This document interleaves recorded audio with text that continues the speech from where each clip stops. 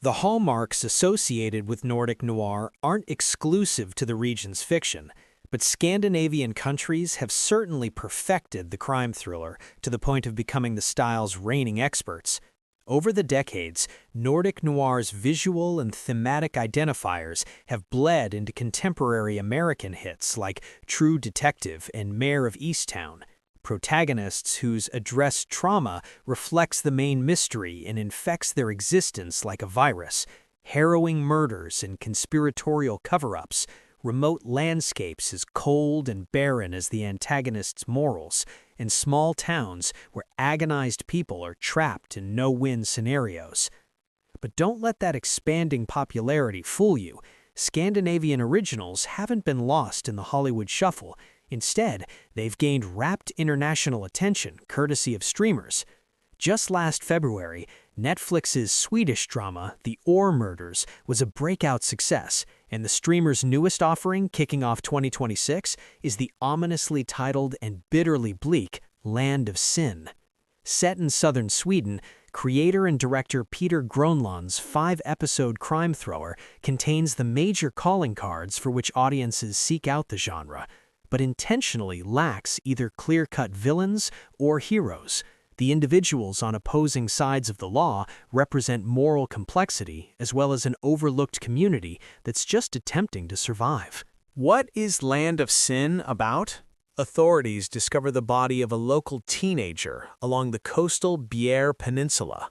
Silas passed away from drowning, but the marks on his body indicate assault and murder.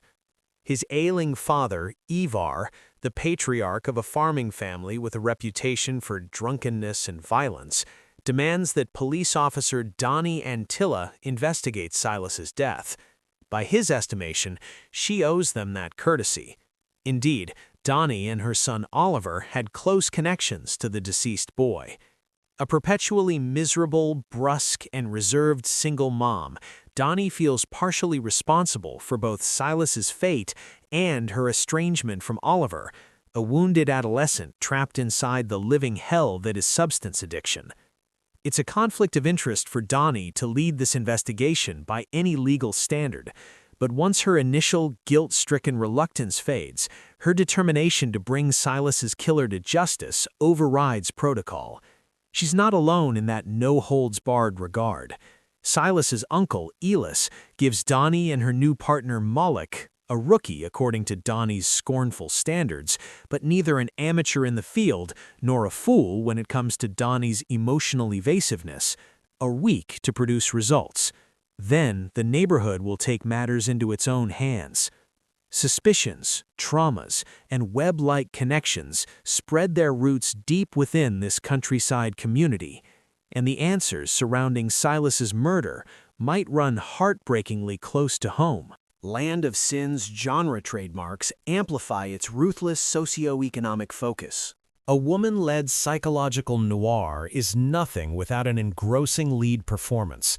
Appearance-wise, Dani immediately evokes the iconic Sarah Lund from the seminal Danish thriller Forbrydelsen and her Americanized reinterpretation, The Killing's Sarah Linden. Long hair tied back in a low ponytail, everyday androgynous clothes, no makeup, and wearing her ghosts in her face's creases. Coincidental or not, it's an appropriate character parallel and a convenient visual shorthand for Dani, who's a worthy entry in the damaged women detectives pantheon. Land of Sin's camera work is an exercise in intentionality, its spectacular use of distance and close-ups, allowing the framing and Kosinen's anguished face to carry the intense emotional waves. Dani never smiles beyond the tiny, unimpressed, and mocking half-smirks she presents when men try to intimidate her with their hunting rifles and invasive physical proximity. When she isn't recklessly challenging potential danger face-to-face, she keeps striving and failing to suppress a constant, silent scream. Agony, grief, and loneliness are etched into her every flinch.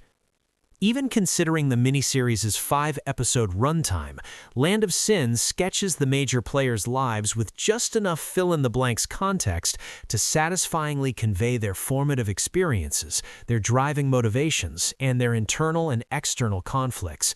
I was raised in America's rural Midwest, and I recognize these individuals' hopelessly weary eyes as much as I do their cramped, cluttered houses, spaces defined by their accumulated wear and tear as much as the fact that their aging structures are still standing. This isn't an insult nor a condemnation. It's a testament to Gronlund achieving his goal to portray the people at the edge, the psychology that drives them. Land of Sin pushes beyond the dismissive and exclusionary stereotypes applied to working-class communities and asserts the uncomfortable truth that nearly every person contends with their flawed natures. Even the characters with unsavory moral connections and strained familial dynamics can demonstrate tenderness, protection, and loyalty. Regardless of how their faults manifest, every individual is overwhelmed, unsure, and regretful, seeking absolution, yet fleeing from accountability, and turning to whatever self-destructive life rope that's within their reach, even when one of those survival options means sacrificing their most vulnerable. Some children inherit plots of land or generational trauma, while still others are abandoned, forgotten, and preyed upon. Without revealing spoilers, Land of Sin offers a happier conclusion than one might expect from an unrelentingly desolate drama. Its brand of redemption, breaking behavioral cycles, healing broken bonds through action, protecting terrified youths, emerges from realism. After a punishing trial by fire, that threadbare bittersweetness is more satisfying than full-blown cynicism. Land of Sin's curated themes are strikingly raw and empathetic, the grim yet rewarding tale uplifted by excellent behind-the-camera production value and a tiny but mighty cast with zero weak links.